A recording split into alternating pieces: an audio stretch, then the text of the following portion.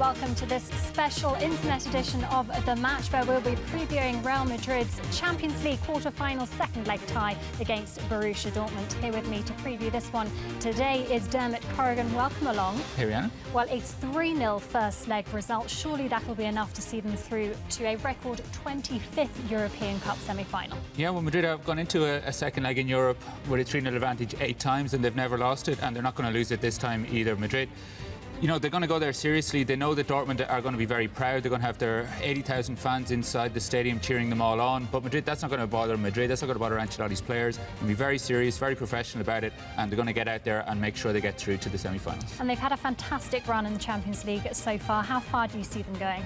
Well, you know, definitely into the semi-finals, and then we're going to see. But they're the form team in the competition at the moment. They've scored more goals than anybody else in the competition, and they've come through some difficult matches. You know, they had Juventus in their group, they had Galatasaray in the group, came through there without any problems really.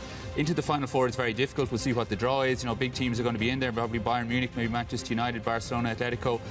Really the cream of European club football is going to be there in the quarter or into the semi-finals. But I can see Madrid going further. You know, we always talk about La Decima, you know, been talking about it for a long time, but it really is, things are starting to come together, and this could be the year.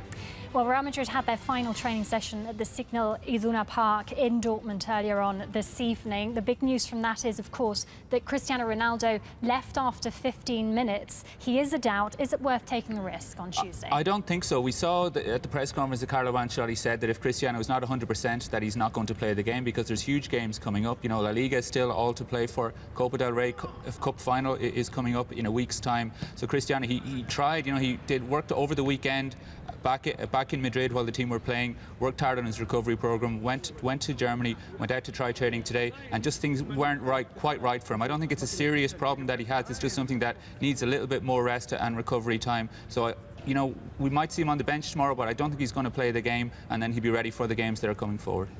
Well, Carlo Ancelotti confirmed in his press conference earlier that Pepe, Ramos and Coentrao will be starting tomorrow. Talk us through who else you think will be starting. Yeah, I think it shows how seriously that Ancelotti's taking the game, that he's going to play his strongest team for this Champions League tie, which means Casillas is in goals, as he's been all the way through the competition, has done so well. We've got Carvajal to come into the defence as well at right back. He's been playing really, really well recently. He did the UEFA press conference today, so he'll be there at right back with the three you mentioned. And we've got the strongest midfield that Madrid have at the moment, with Modric in there alongside alongside Alonso and Di Maria, and then you've got the three guys up front. You've got Bale on the left, maybe Benzema at centre forward, and Isco to come in and play on the right, as he did so well in the second half against Real Sociedad.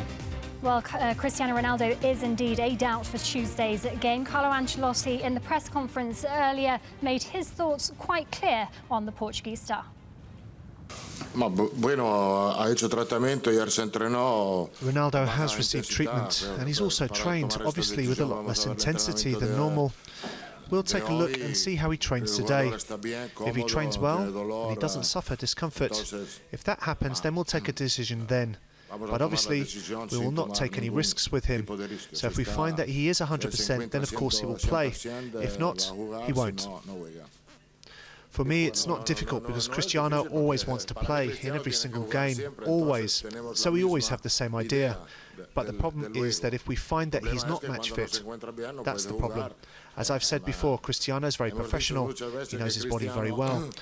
So when he thinks that he's not fit to play, he always says so. So there is no problem. This was the case in the last game against Real Sociedad.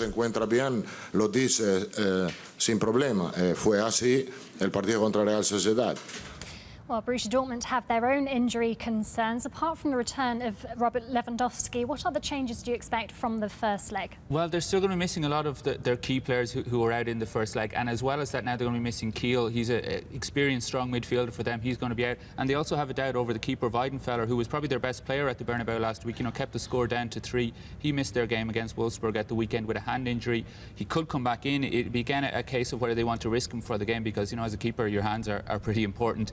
So if he doesn't play, the backup is Ranjak. He's an Australian keeper. He's not even the first choice for Australia. So that would be a big loss for Dortmund. Back to winning ways, though, Borussia Dortmund. They had a win in the league at the weekend.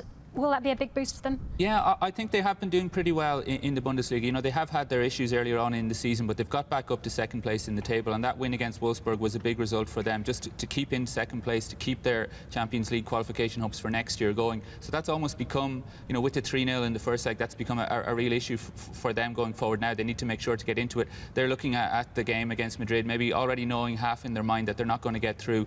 The league has become the focus for them, which is, you know, is good for Madrid going into tomorrow's game. Thank you very much, Dermot. That's all we have time for. Don't forget, kickoffs at 8:45 p.m. local time. Enjoy the game. Adios.